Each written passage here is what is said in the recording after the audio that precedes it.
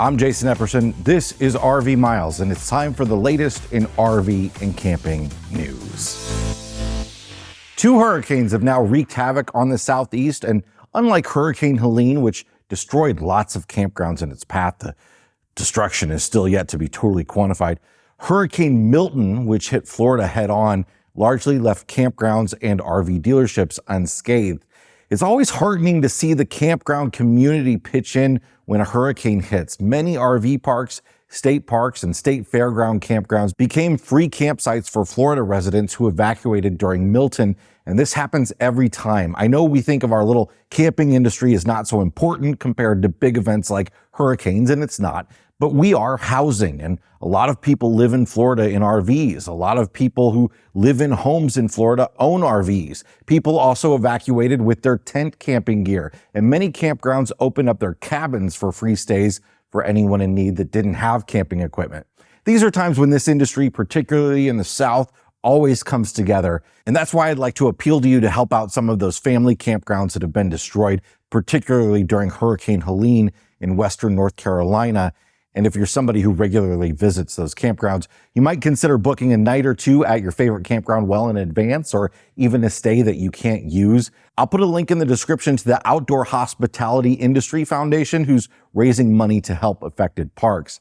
A Fort Myers woman who lost her apartment to Hurricane Ian 2 years ago has been living in a travel trailer since, which has apparently now been stolen, according to an NBC affiliate. Christina Ruiz's apartment remains unavailable after being flooded during Ian, forcing her family to live in the RV. The family nearly didn't survive Ian, and ahead of Hurricane Milton, Ruiz's brother-in-law tried to move the RV away from the coast to safety. They parked it at a North Naples Walmart, but when the brother-in-law returned the next day, the RV, along with all the family's remaining belongings and the new belongings that they had to buy after Ian, were all gone. Ruiz suspects the RV was stolen, as it was the only vehicle missing from the lot, and the tow company confirmed that they don't have it.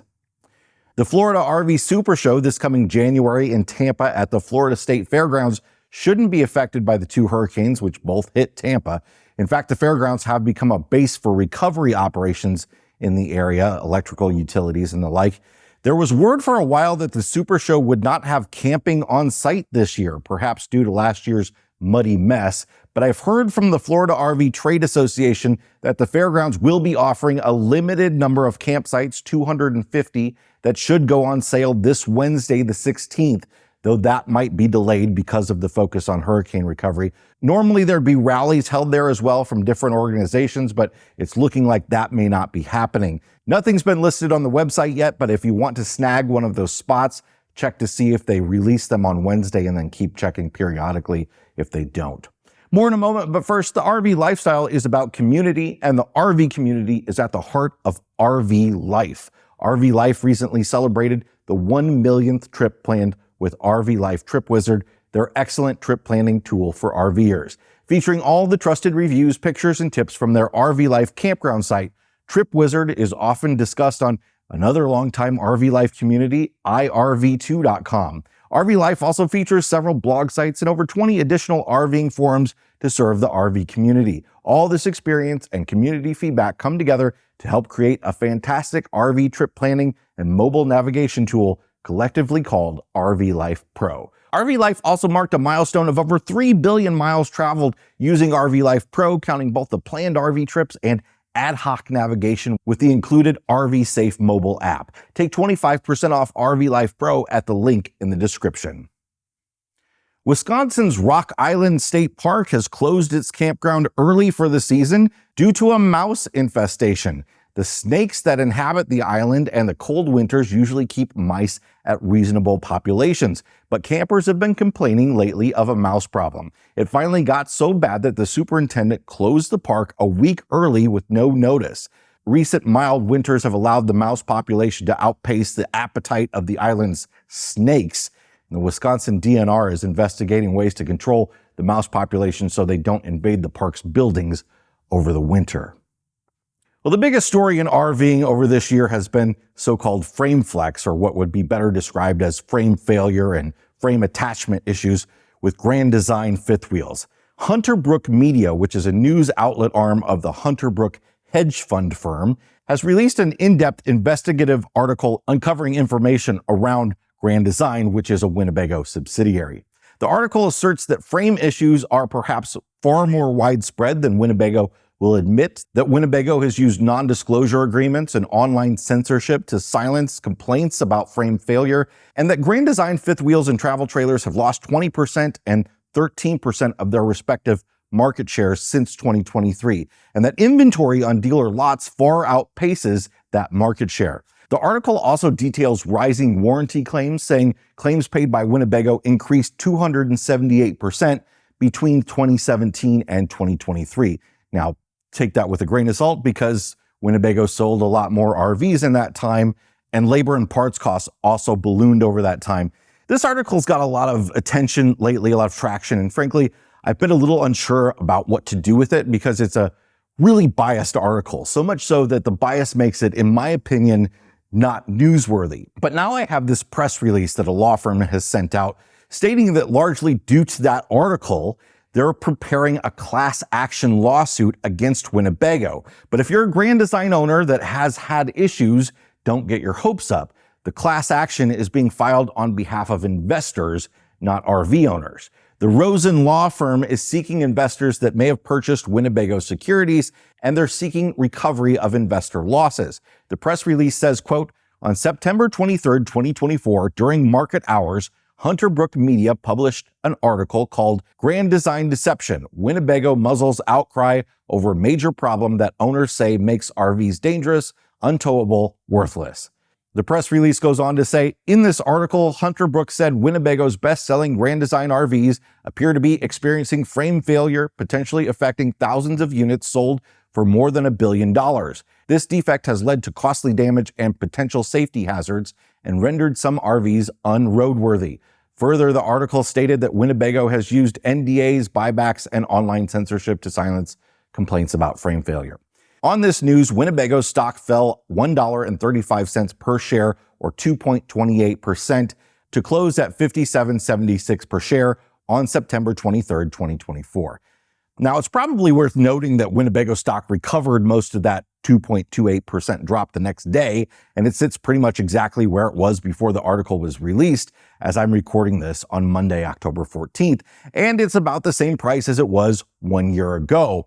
I could see a stock drop over the course of the frame issue conversation being a reason to sue, but a 2% drop that was recovered the next day seems a little weak. But I don't know that much about class action lawsuits, and all that said, the two other RV manufacturers that are publicly traded, Thor and Rev Group, have seen big gains over the past year, believe it or not. But then there's this article. As I've said before, I don't think Grand Design and Winnebago have handled this well at all. And they've certainly had issues, which they've admitted to at least a portion of, and they've made some warranty changes over them. Many people would argue that those issues have been understated.